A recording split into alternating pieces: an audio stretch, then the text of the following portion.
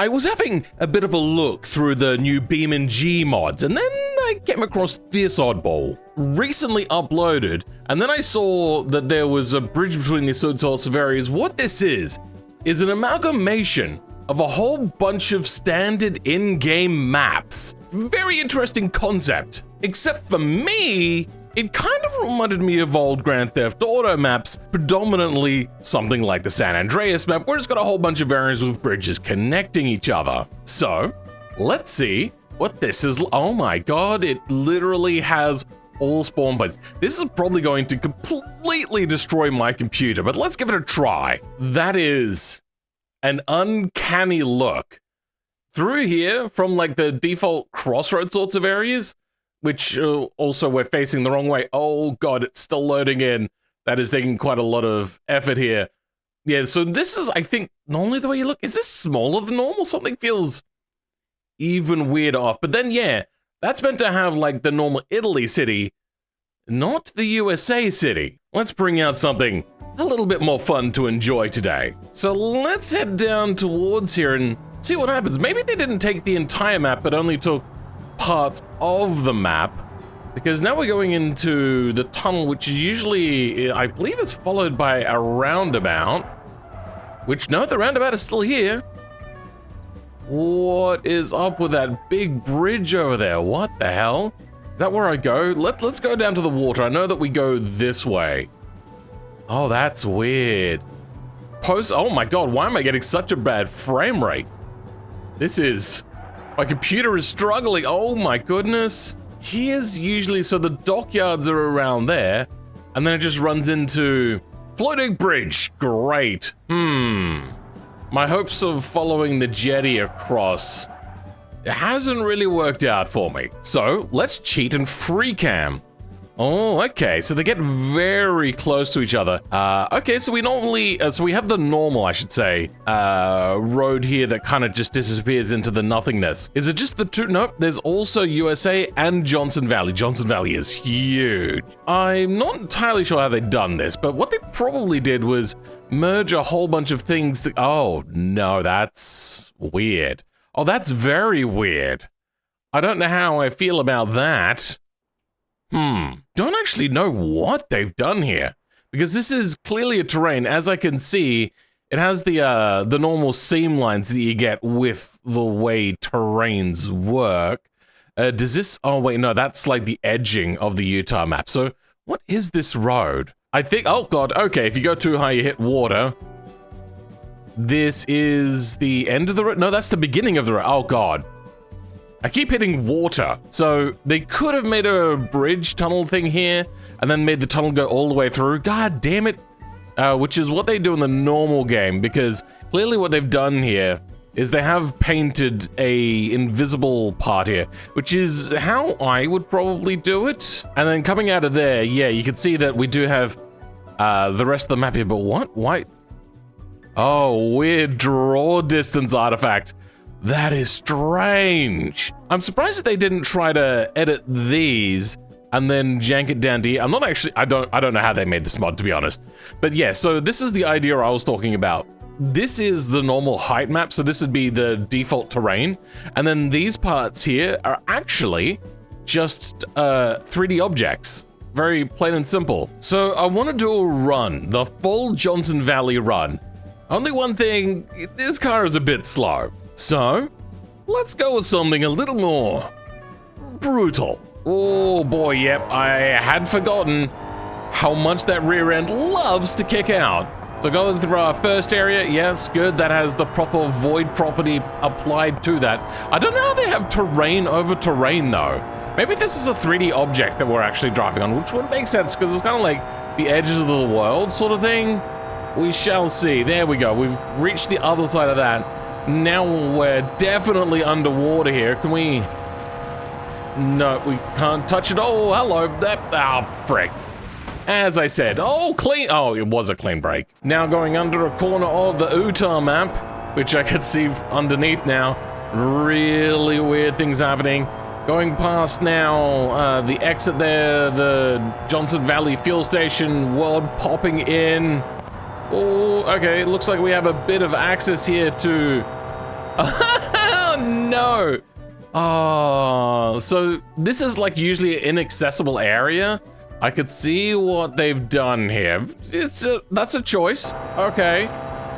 Probably not entirely how I would have done it, but then again, I suppose there was probably some limitations which they had to take into consideration. And then big bridges all the way up. I can see this being useful maybe for content creation if you don't want to keep loading up new maps all the time. Oh god, the frame rate just then kind of bugged me out just the wrong sort of way. And it hasn't ended well. And make it all the way to the end. Then we're going to come back to these crossroad sorts of areas. Could we... Straight lines, please. Straight lines. Straight lines! I hate you. Let's pretend that never happened. Also, there's a lot of vegetation here which isn't usually here. I get the feeling that that's due to the fact that vegetation is applied to a ground material paint. And since they've merged a bunch of maps together, maybe the ground material paint is named the same, which would then mean that that material gets the entire vegetation properties applied to it. So I think that's what happens there. So we're gonna come to the end. There's not really much out here by the looks of it, just the end of the map. And then here's the end. With that blasted RV. I'm gonna go out and say that my biggest issue with this map is not with like the floating artifacts, if you have a look back there, but the performance. So I don't actually think I will be using this map very much, but it is a rather cool idea, and the fact that they're able to get this all on one map is pretty amazing. I've not really tried doing map making, so I don't actually know how hard it is. I just assume it is because there's performance issues when making really gigundo maps.